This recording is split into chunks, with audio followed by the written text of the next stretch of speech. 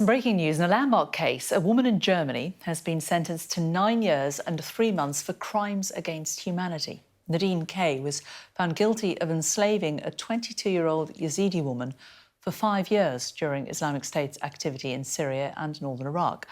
It's one of the first cases of its kind against former members of the militant group.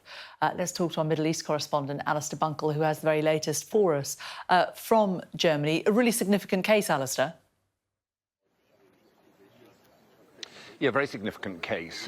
Germany sort of leading the way in many respects in charging former members of Islamic State. This trial started in January, but the verdict was handed down within the last half an hour or so. The defendant found guilty of a list of crimes against her, including crimes against humanity, war crimes, aiding and abetting genocide. But the key witness has been a young Yazidi woman, as you say, called Naveen, who was held captive by her and her husband in various places in Iraq and Syria during Islamic State's some dominance over that period of that region. She was enslaved in that house, she was tortured, she was sexually abused, she was pressed to try and change her religion and kept in the most horrific conditions.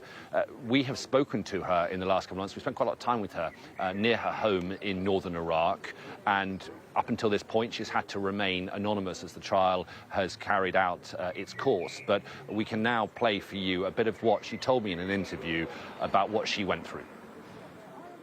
وقتی ام گرتین یعنی گلکی بزحمت بوم بخم باورنا تقر متقو خلاص هكاس گرت مازیش ترسام مرملين يعني يكي كاتب بهني إسلام بكافي دستي دشمني خدا گلکی بزحمته الدستي عنده گلکی بترسبو شكلكي ترسينا ما كمديت هكا ما نديت يعني تشلي دان وتشترس وتشبرش يعني قلك تشتي بترسو او مش دستي عندي يعني حتى اسبجمتا تقولنا ما يعني ام اس دي بون يعني خدي ام كرنا اس دي مدفي ام بمرن اس دي.